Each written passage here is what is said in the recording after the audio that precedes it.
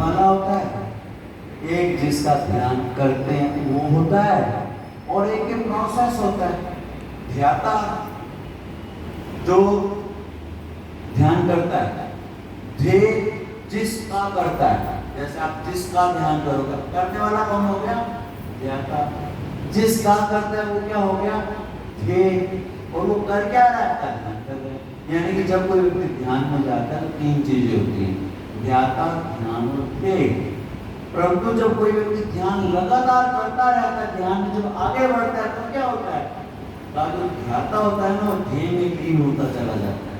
यानी कि करने वाला जिसका ध्यान कर रहा है उसी में ही एक होता चला जाता है। तो फिर क्या होता है? जब ये घटना घटती है, ध्याता ध्येय में ही लीन होने लगता है, तो समाधि होता है।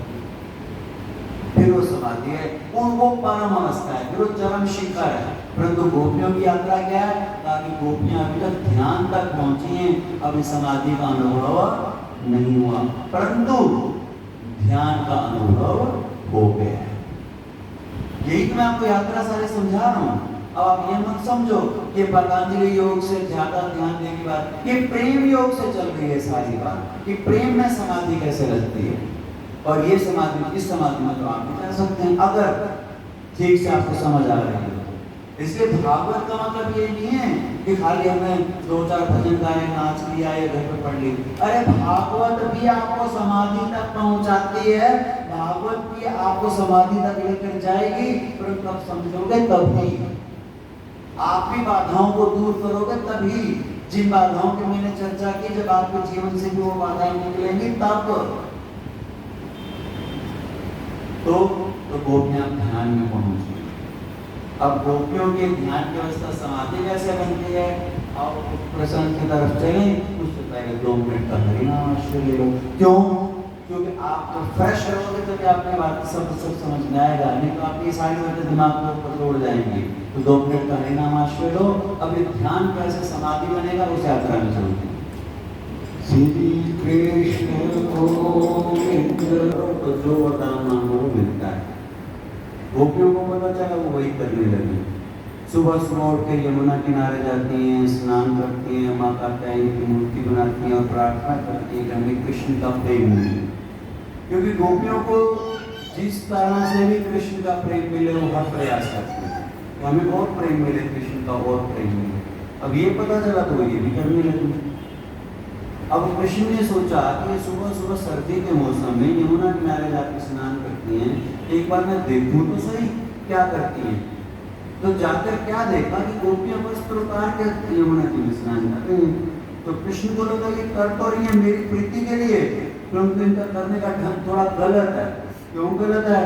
कि कभी भी किसी तीर्थ में, किसी नदी में नग्न स्नान थोड़ी किया जाता है। कभी गोपियां कर रही हैं, इनको तो उल्टा पाप लग रहा है। तो भगवान कृष्ण ने उनका वस्त्र चुरा लिए और पेड़ पर बैठ गए। गोपियों ने मांगे तो कहा आकर मेरे से ले लो, पहले माफी मांगो, पहले यमुना जी से माफी मांगो, सूर्य भगवान से माफी मांगो, वरुण देवता से माफी मांगो जो जल के देते हैं, क्योंकि तुमने अपराध किया। अब गोपियां पहले तो हिचकिचाती हैं, पर कृष्ण की मीठी मीठी बातों में आकर जल से बाहर आकर माफी भी मांगती हैं और भगवान को वस्त्र दे देते हैं और गोपियों को धारण कर देती हैं। और गोपियां इतनी प्रेम से भर गई उस समय कृष्ण के साथ, और भगवान ने पूछा कि तुम ये क्यों करते हो इतनी सर्दी के अंदर? कहा हमें आपका प्रेम चाहिए। भगवान ने कहा कि ठीक है, मैं तुम्हारी बात समझ गया, आखिर मैं तुमसे प्रेम तो करता ही हूँ। कहा कि नहीं, हमें संतुष्टि नहीं है जब तक तुम हमारे साथ नाचोगे गाओगे नहीं, हमें नहीं समझ में आता कि तुम कैसे प्रेम करते हो। भगवान ने कहा ठीक है, तुम्हें नाचने गाने की इच्छा तो नाचूंगा, गाऊंगा, तुम्हारी जो इच्छा वो पूरी होगी। तो आश्वासन दे दिया, शरद ऋतु की जब पूर्णिमा आएगी मैं तुम्हारे साथ नाचूंगा, गाऊंगा, रास लीला। अब ये गोपियों को वरदान मिल गया भगवान। अब प्रश्न ये होता है कि वो भगवान श्री कृष्ण ने ये लीला क्यों की? चीर हरण की, वस्त्र चुराने की स्त्रियों की। असल में जो अभी आपने सुना, क्या सुना? कि गोपियों के ध्यान की अवस्था है। अब ध्यान को समाधि बनना है, तो जो रुकावट है, क्या रुकावटें आती हैं, वो ये इसमें आपको समझ में आएगा। भक्त की क्या स्थिति होती है? भक्त कहता है भगवान हम आपको भी प्रेम करते हैं, परंतु हम संसार को भी छोड़ना नहीं चाहते। संसार में हम क्या पाया, उसे छूटता नहीं।